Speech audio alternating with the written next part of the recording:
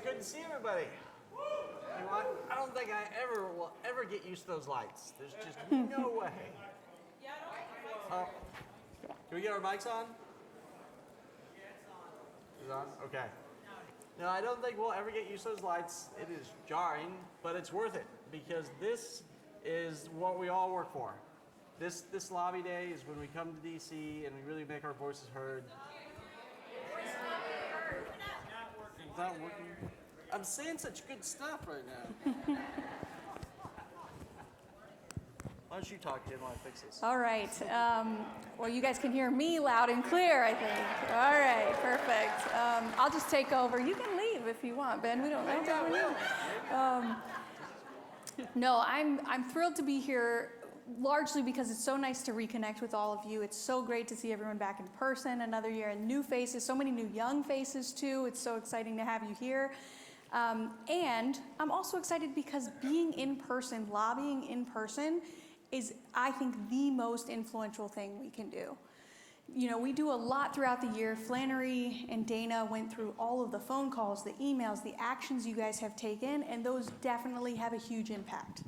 But when I was on the Hill, and I know Ben has similar stories, my member would have 15, 20 meetings a day, running all around the Hill, talking to a bunch of people.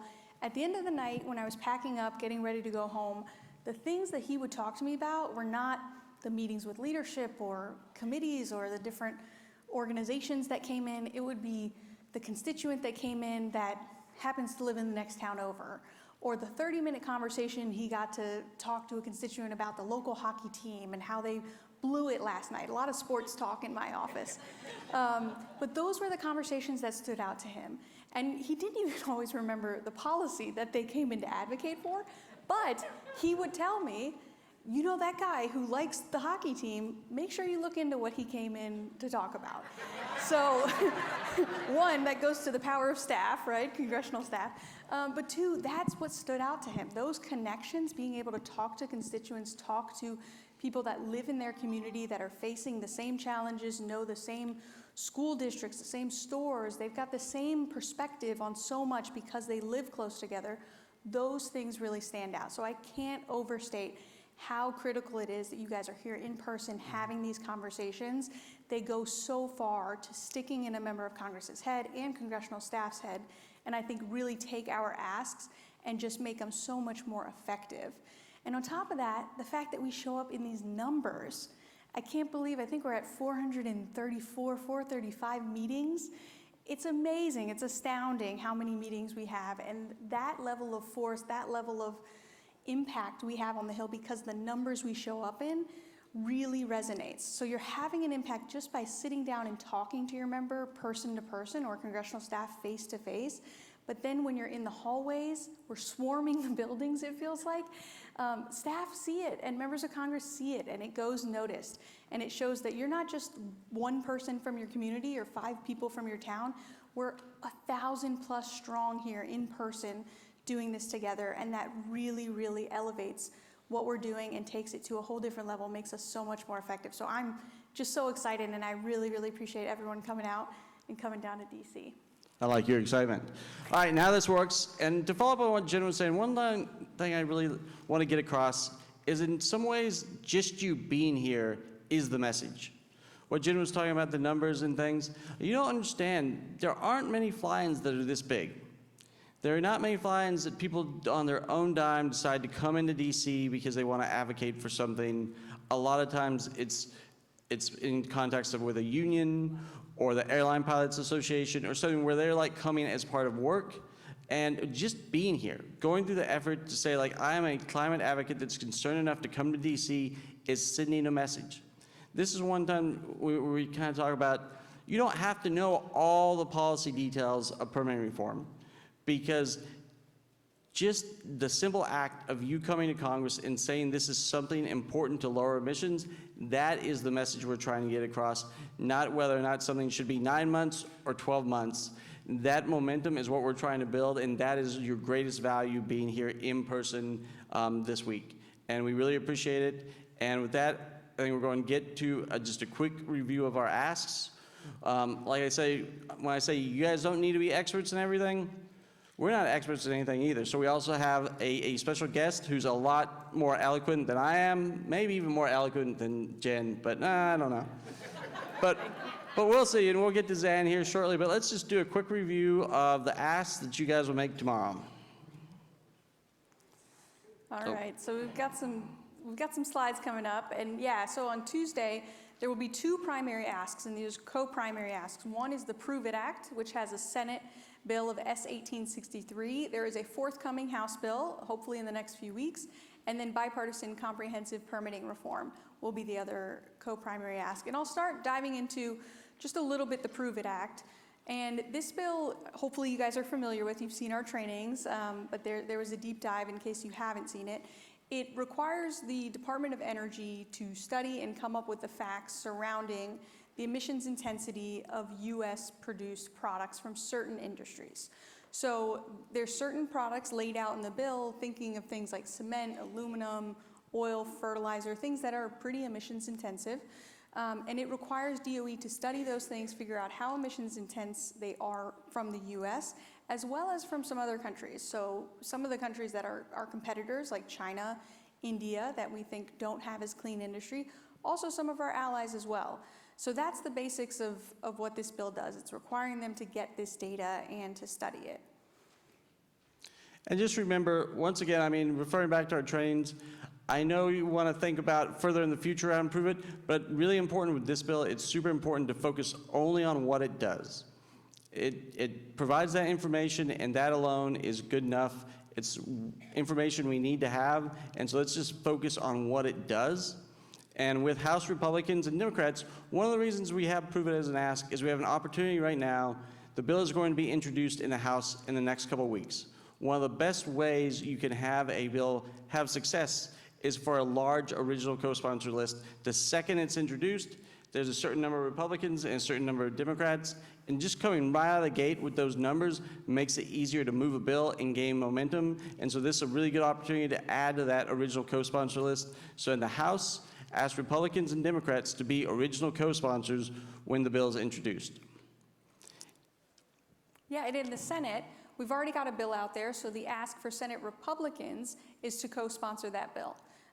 In the Senate, they're trying to keep that co-sponsor list pretty even, and this is a harder bill for Republicans to co-sponsor than for Democrats. So for Republicans, we want them to co-sponsor. For Senate Democrats, the ask is for them to talk to their leadership and urge them to move the bill.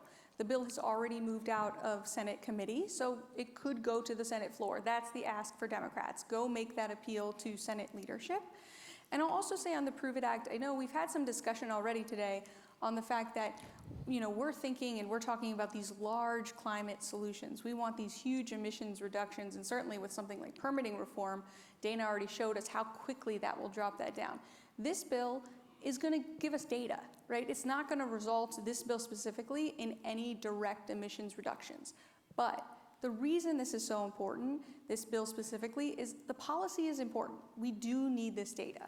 Our trade representatives need this data going into conversations with countries like China and India. When we talk about global emissions, we have to have concrete data points to go on.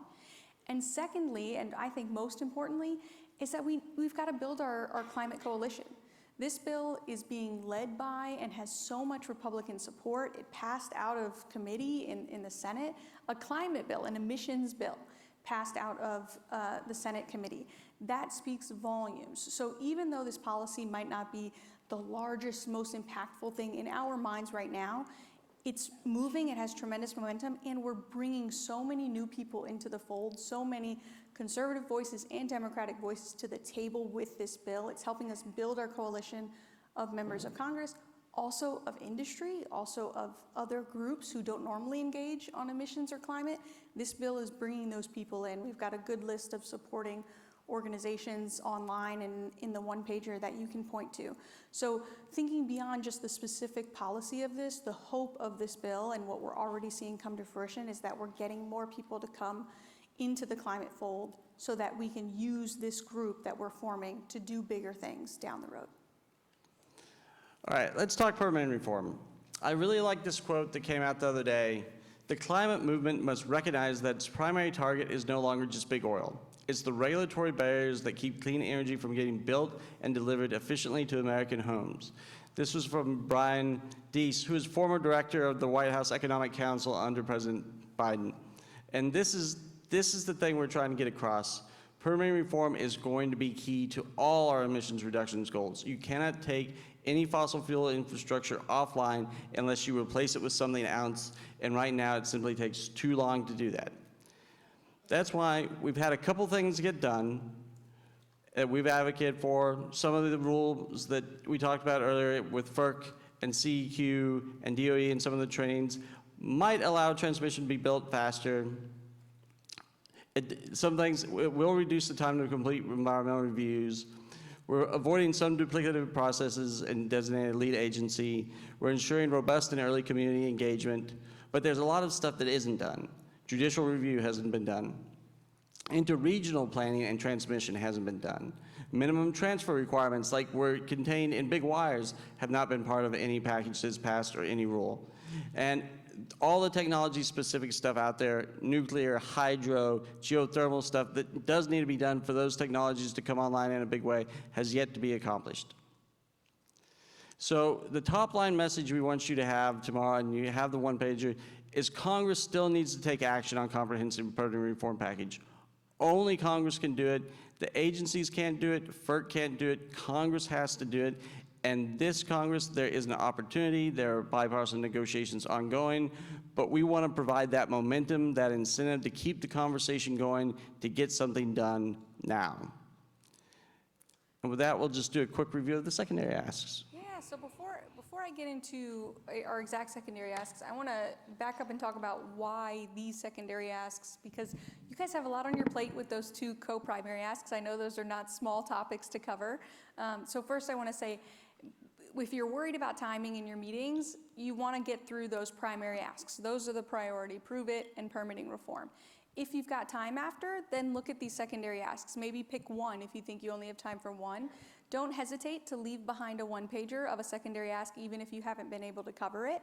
But we picked these two secondary asks because they have momentum. So both of these bills have already started to move. The two bills we're focusing on is the Increased Technical Service Provider Access Act of 2023. You guys have already lobbied on this. We've gotten a ton of momentum behind it, a lot of co-sponsors, and we saw this included in the House-introduced, Republican, I should say, Farm Bill that has moved out of the Republican-led Agriculture Committee in the House. So we've already seen movement of this. And then also the Seedlings for Sustainable Habitat Restoration Act. And this bill also was marked up and moved through the Natural Resources Committee. So both of these bills, because of the advocacy you guys have done, the momentum behind them, they're starting to move. Now these are both plays for the Farm Bill. So we have a Farm Bill session coming up tomorrow. Tune into that and you'll learn more about where the Farm Bill stands.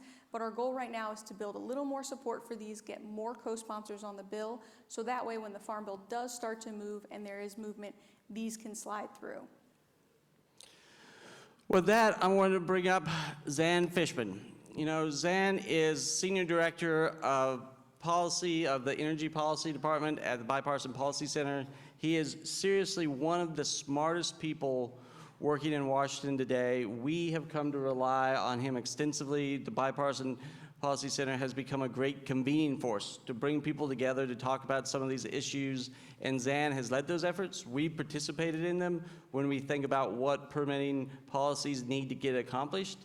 And before that, Xan was congressional staff. Unfortunately, he was House staff, so he just lowered the discourse on this stage just a little bit by coming up here. But he was with our good friend Congressman Delaney, who is, of course, a great champion of the Bipartisan House Climate Caucus and the Energy Innovation Act and carbon pricing, and just a great bipartisan leader. And we're really happy that Xan joined us up here to probably make us look bad. Yeah, that's great. Thank you for having me. Jenn, you want to lead off with the first question for Xan? Yeah, I can kick it off as a former House staffer, kick it off with a great question because of my background as a House staffer. The People's House. Yeah. Can you talk to us, I guess, before we dive into the weeds on permitting, because I'm sure everyone wants to talk about specifics, just why permitting? Why is that so important right now as a climate ask? Why is that the thing we should be focusing on? What does it mean in terms of efficacy and really seeing some impact here with climate? Well, it's about bureaucracy.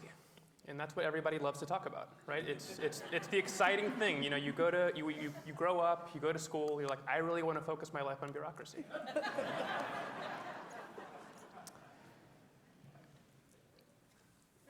Building stuff is hard.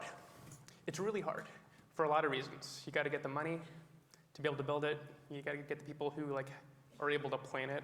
It's very technical. You got to find the location. You got to figure out how it connects to everything else. You got to make sure that you've got a long-term business plan, and you got to get the permits. And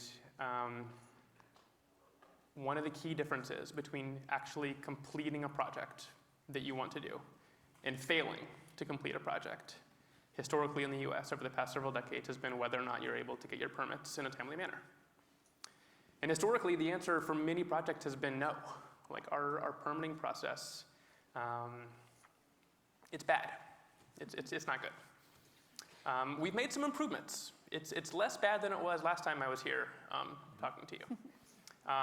But we've made 20% of the improvements that we need. So good, positive step forward, still a lot to do.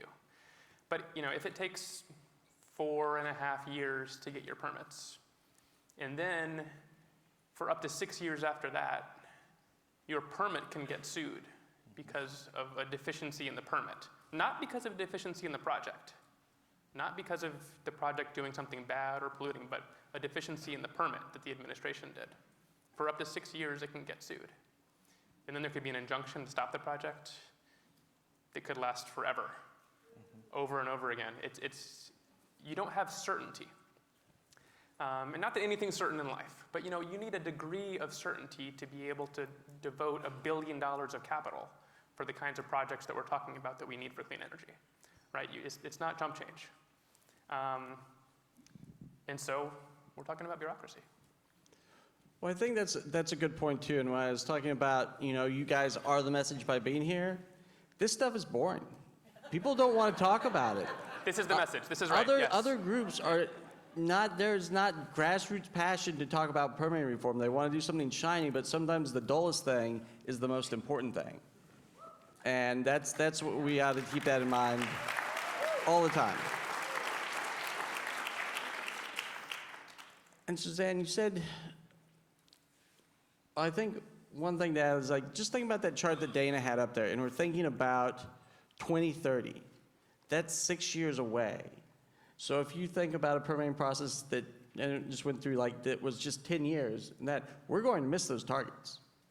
There's just no way around it. That's why this is the most timely thing right now that we're focused on, because we are up against the clock. We know there's a possible opportunity for a bipartisan package. Yes. It is hard to get that agreement, and it might be on a timeline that we don't love because it could stretch throughout this Congress. But I want you to talk a little bit, Xan, we know there's going to be good stuff in there for emissions reductions and build out. We know there's going to probably be some stuff in there that we don't love.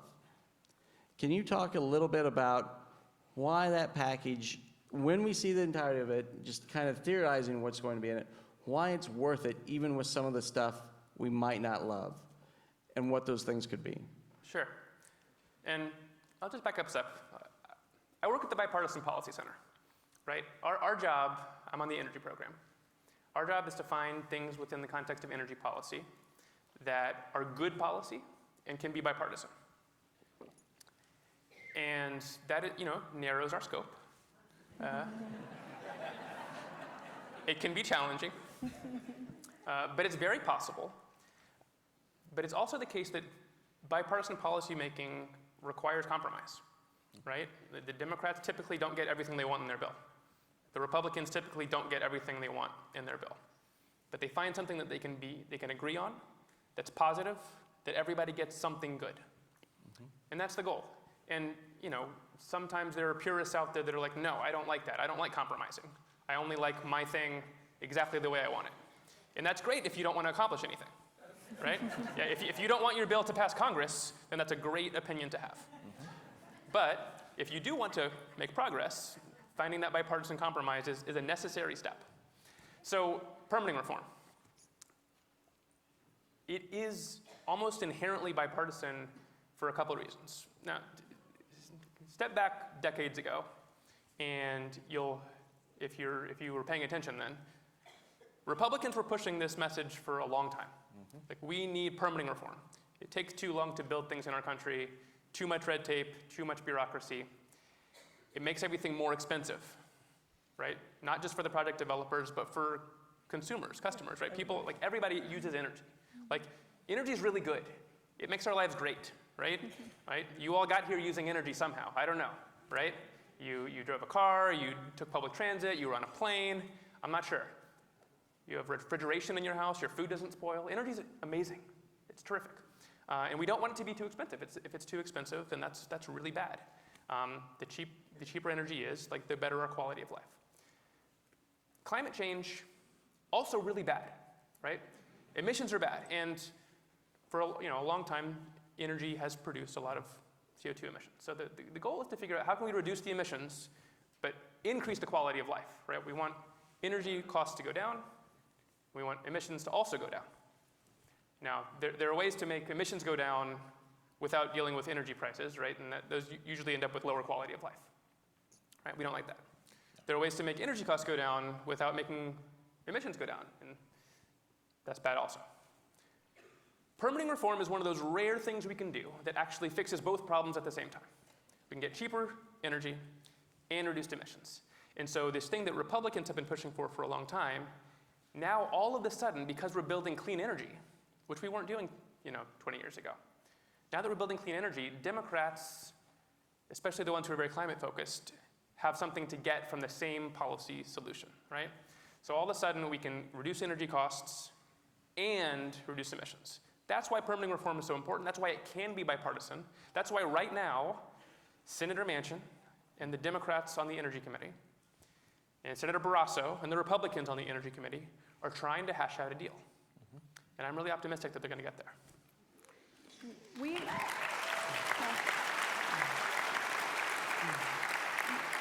We are too. We're definitely feeling optimistic. But as we go into Tuesday and all of us walk into those different offices on permitting reform, our top ask is, of course, let's get something done, a bipartisan deal. What messages specifically, I guess top line, for a Democratic office or a Republican office, each one, what different messages do you think are going to resonate right now with them on permitting reform? I mean, honestly, like, from a top line perspective, it's what I just said. Cheaper energy, lower emissions, same policy tool, right? It's good for everybody. If you're talking to Democrats who are, like, really into clean energy and they're, like, excited about the fact that we just did a bunch for the Inflation Reduction Act, got these clean energy tax credits, you might want to say, we're not going to use a whole lot of those clean energy tax credits if we don't build the projects that use them, right? Right now, permitting is really holding them up, particularly transmission. Republicans might not be as excited about the Inflation Reduction Act in general, right? That was Just a little bit not excited. That was a partisan bill, and even though the clean energy tax credits themselves were mostly bipartisan, and it's worth taking like 30 seconds to explain that, right? The Inflation Reduction Act, if you're a climate nerd, you think of it as like this big climate bill, but it was actually a much bigger bill, right? There was corporate tax changes, there were healthcare changes. It was a much bigger bill, and there were lots of reasons for Republicans to oppose that bill that were unrelated to the clean energy tax credits. Because most of those clean energy tax credits actually are bipartisan in nature. I think it's worth pointing out there that actually just as we speak the last couple of weeks, there have been several Republicans that have come out and said they do not want to take a sledgehammer to the IRA, particularly like the clean energy tax credits. There is support for keeping those bipartisan support, and we'll probably need to build on that depending on what the election brings us in November. Well, I don't know. Are no cards going around? I just want to make sure we have no cards going around because we will reserve some time for your questions as well. So if you guys look out for those, we will keep a little bit of time. I do want to pivot on. We got real lucky with Xan. I had a plan. It just so happens Xan's not just an expert on permitting, but also climate and trade, and in particular has been working on the Prove It Act. So we got kind of a twofer here. where we can address both of our asks and really like to get into Prove It with you and explain to us why Prove It on its own merits is worth passing this Congress and take us down that road a little bit. Yeah, so the climate and trade space is really interesting. It's really interesting. It's got this amazing bipartisan potential because there are people who think about it from a climate angle. There are people who think about it from a domestic manufacturing angle. There are people who think about it from an anti-China geopolitical angle. And there are people who think about it from a secure supply chains angle. And those are all really important. And there's different constituencies who focus more and less on different pieces of that. But all of those together are why it's able to be a really bipartisan issue. And it happens to be the case that in the United States of America, we produce products, on average, cleaner than the rest of the world. And that's amazing. Like, we're starting from a really great place, right? Our friends over at the Climate Leadership Council, they call it our carbon advantage, right? We produce stuff generally, on average, 40% cleaner than the rest of the world. And if you compare it to China, 2 to 3x cleaner. So the Prove It Act is just a data bill, right? You explained that earlier. You were very right about that. It's just getting the data. What is our average product emissions for different products compared to our trading partners and competitors? Why is that useful? Just knowing the data. A few reasons. One is we could use it in trade negotiations. Another is that the EU has passed a CBAM, a carbon border adjustment mechanism. And starting in just a couple years, exports from the United States into the EU will start facing a tariff, a fee, based on their carbon emissions. And the thing that is often not thought about in policies like that is how do you calculate those emissions, right? And everyone's like, oh yeah, you just count up the CO2 molecules. It's just math, right? And math is math, and that's great, but variables are variable. And the formulas and the calculations you use to figure out the emissions intensity really matter. And it just happens to be the case that the EU and the US don't always agree on those kinds of things. And so if you're a Republican and you're thinking about the fact that the EU's about to start hitting US imports into the EU, US exports away from us with a tariff, you're like, well, we want to have our math to show that our stuff is in fact the cleanest, rather than relying on their math, which we think that they may have devised in such a way to, favor their goods over ours, right? We wouldn't want that scenario. So that's why Republicans, I think, are really interested in it. I'll stop there for the moment, but I can keep going. I know you can. Well, I want to dig in a little bit deeper on the CBAM issue because we've been talking a lot about messaging on Prove It, and I know, we obviously have advocated for a long time for a bunch of different climate policies, including the carbon price and CBAMs. And with this bill, we're really advocating for exactly what this bill does, just for the data. Mm-hmm. And part of that is we're hearing some opposition from some Republicans in regards to anything CBAM related. Right. So can you talk to us a little bit about where that opposition is coming from, sure. or what? You guys are going to love this. Yeah. So there are people out there who are opposing the Prove It Act because they say that the Prove It Act is going to be the first step to a carbon border adjustment, which the WTO will then find not compatible with the WTO, which will make them force the US to have a carbon tax. Now I know the end results of that might sound nice to people in this room. It sounds very not nice to most Republicans. And so they're using it as a scare tactic to get people not to support the Prove It Act.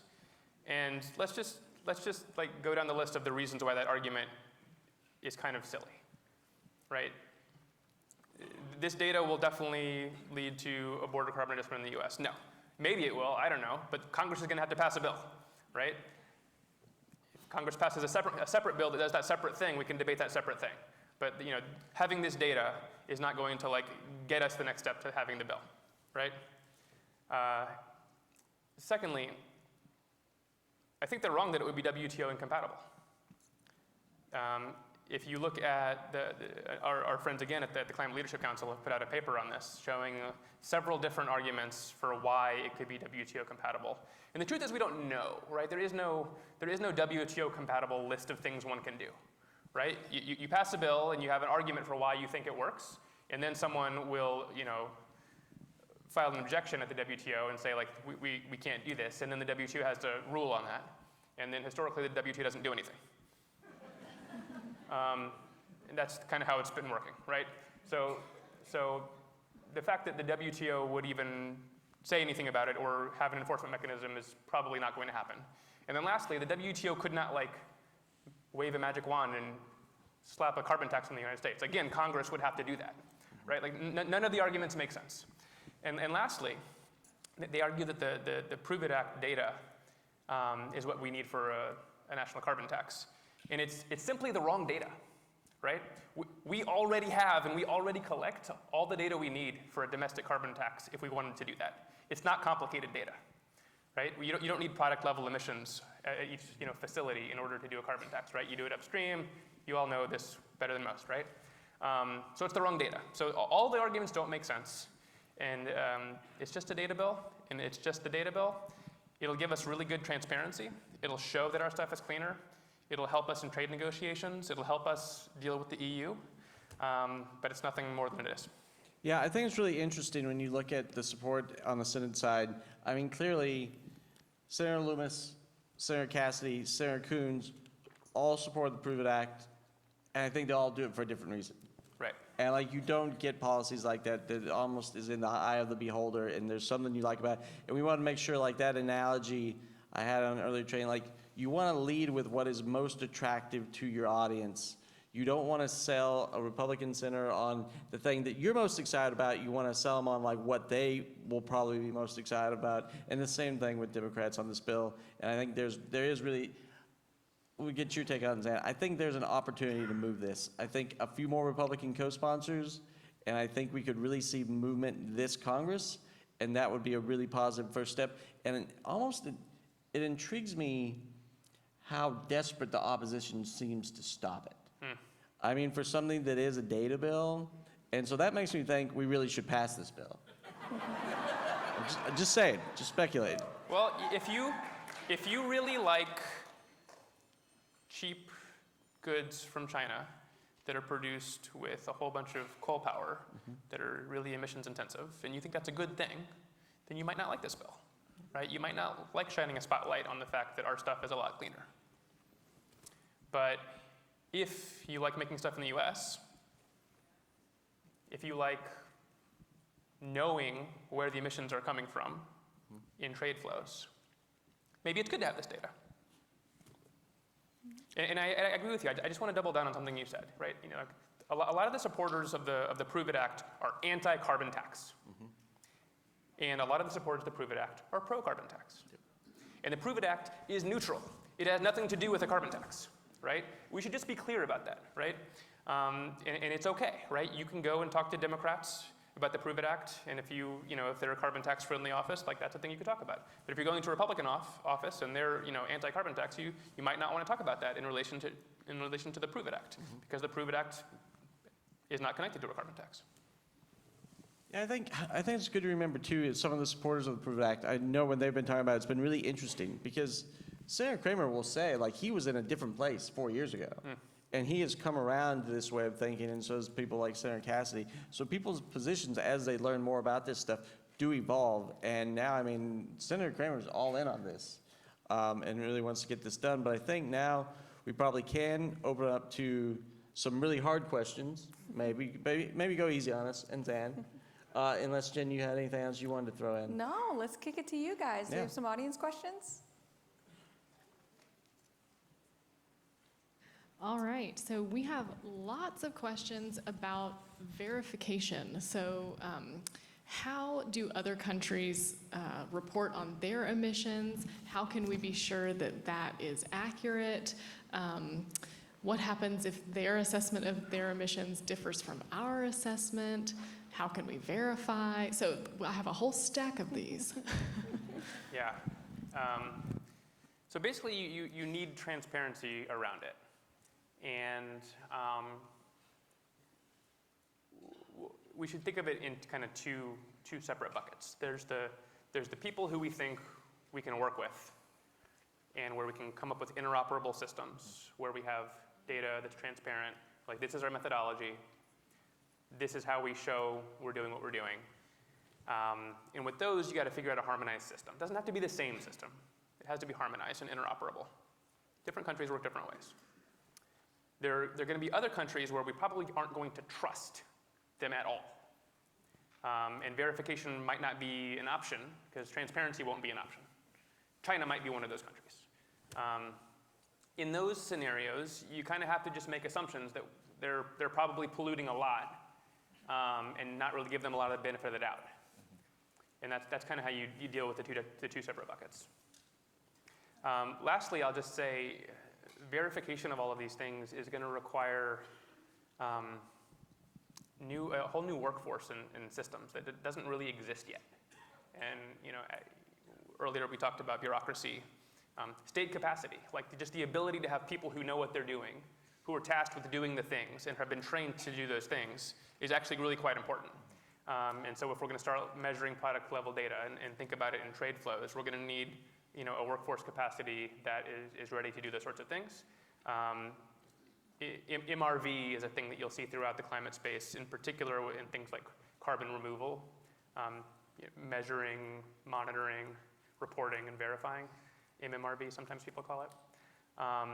And we're really going to need to focus on that piece of it. It's a really good question. Well, I think, and also, I could be wrong. I think Xan tells me I'm wrong at least once a conversation, pretty sure. But that's also the point of the Prove It Act.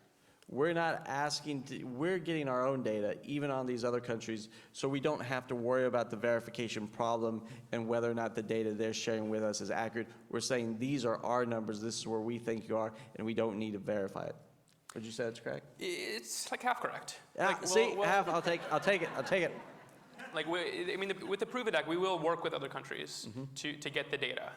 And it's not that we're going to send a SWAT team to France to measure their data.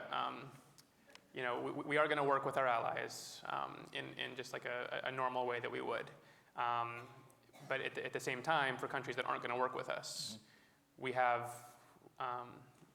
various technologies that we can use to come up with estimates. And we can just be very conservative with what those estimates are and not give them the benefit of the doubt on anything. Yeah. Great. We can do another question. All right. We have questions about how much will the data collection cost for Prove It, and how will that be funded? I don't know the answer to that. It's not going to be that much. It's important to fund things that you ask the administration to do, but it's not going to be a vastly expensive thing. I don't have a number for you. And I'll just reiterate here to one of our first points, you guys don't have to be experts on this stuff. So, when I was a congressional staffer, I'd be meeting with constituents. Some of those questions would pop into my mind. What would this cost? How, is this going to go through the appropriations process? Will DOE need more money to do it? But those are questions I would turn to someone like Xan to ask. So I'm sure after your meetings, BPC will get some outreach. You guys are not responsible for some of those kind of nitty-gritty in the weeds answers. And if you do get those questions, you can feel free to follow up after the fact. So don't feel too overburdened going into these meetings that you have to know every specific detail, because you certainly don't. Yeah, and we can save some really hard questions for Dave Banks tomorrow. Exactly. Yeah, give him the hardest ones. You can point out which ones you want us to give Dave to really throw him some curveballs. Good. That could be fun. All right. We'll probably record it and you can watch it. Perfect. I'll just sit in the audience. All right, we also got a few questions about specifically limiting judicial review. So can we just go back over what exactly does that encompass? And then we had a couple questions about why would a progressive Democratic member of Congress want to support something like that when often that judicial review process is something built in to protect frontline communities? Really terrific question, and there's a lot there. I could talk for an hour on this topic. And to answer the last question first, why should a progressive person want to think about judicial review? The answer is this. If you look at all of the infrastructure projects over the past, I forget how many years, 10-ish years, something like that, and you look at the rates at which they're sued, their permits are sued. You got pipeline projects, you got carbon capture projects, highways, wind, solar, utility scale solar gets sued at the highest rate of all of the project types. So why should somebody who cares about climate care about judicial review? That's why. Solar gets sued, wind gets sued, and transmission lines get sued. And so the real question is, how do you develop a system that's fair, that makes sense, right? Because protecting communities is really important, right? And I want to be clear, when we're talking about judicial review, we're not talking about the ability of a community that gets harmed to sue, right? Like if some project dumps sludge into a lake, you can sue, right? Nobody is suggesting we're going to change that and have them not being able to sue. We're not talking about a violation of the Clean Water Act. We're not going to try to change that. We're not talking about a violation of the Clean Air Act. We're not trying to change that. What we're talking about is suing the permit to start building. The administration goes through 2 years to write this long permit and evaluate, is this going to cause environmental effects? And they're going to evaluate a whole bunch of things. And then, over the years, groups have weaponized that.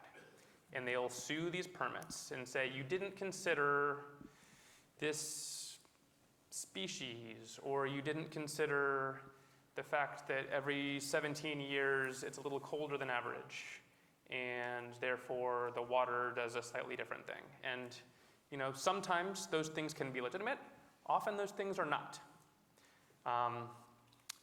And so the question is, what do you do about that in a way that's fair? And what you really want is a process where after a reasonable amount of time, it's done. That's what's really important, that after a reasonable amount of time, it's done. Because it's okay if the judicial review project stops a bad project, the process, right? That's fine. It's okay if the permitting process stops a bad project. That's fine. You just need to get to a yes or a no in a reasonable amount of time. We can't do the death by delay. That's not good. It's just not good. It's not good government, and it's not good for emissions. So what are the details of when we're talking about judicial review? It can be a lot of different things. It can be standing. Who can sue? Right? Do you have to have participated in public comments in advance in order to be able to sue the permit? Right? Because they say, you have a whole public comment process, and say, if anybody has concerns about this project, you have 120 days to write your comments. And then some people say, well, if you didn't do that, you shouldn't be able to sue the permit afterwards if you didn't say you should consider these things. You can't say later, I'm going to sue you for not considering the things that I didn't tell you about. Right?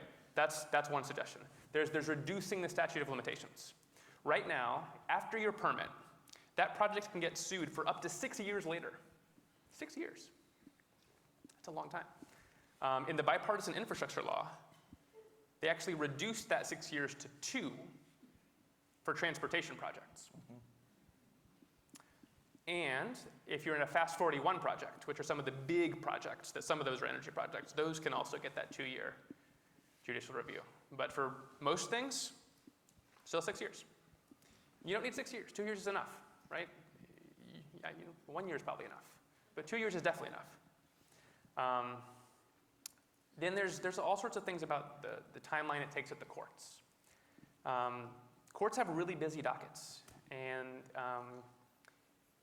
They can go appeal after appeal after appeal. You can have an injunction that stops the project. You can, remand the permit back to the agency and say you have to fix this thing.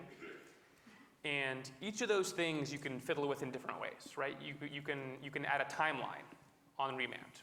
Like if the court says, all right, we're giving you this permit back, agency, but you only have 45 days to fix this little deficient piece, right? Right, you've got this 200-page document. We think you need more in these 2 pages here. We're giving you 45 days to do that, right? Not an unlimited amount of time to do that. Like that currently exists, right? There's no timeline on remand. You could do different things with the courts, right? You could start with the technical appeals board. Like we could create a whole new court structure for energy projects and say, instead of going to lower courts, and so they've got a docket of like a bazillion different types of things that you see a judge for. You could have a special energy focus thing where the people only know energy projects.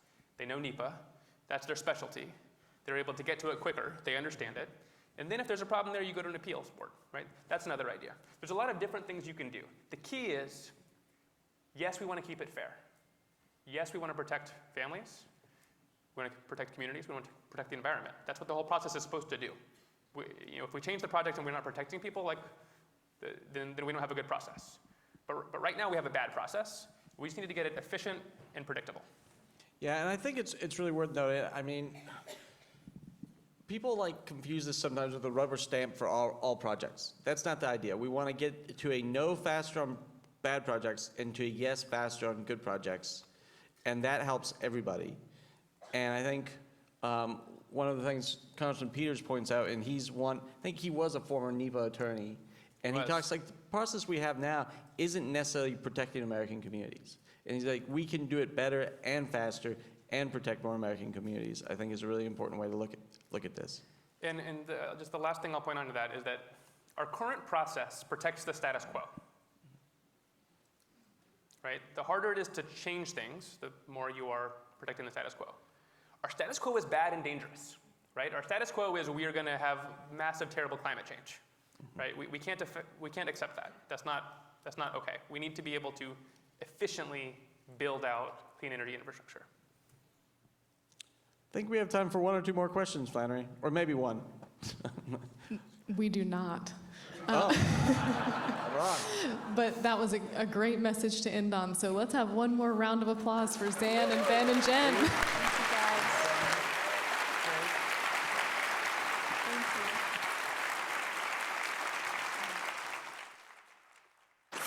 you. All right, now I'd like to welcome to the stage John Sabin.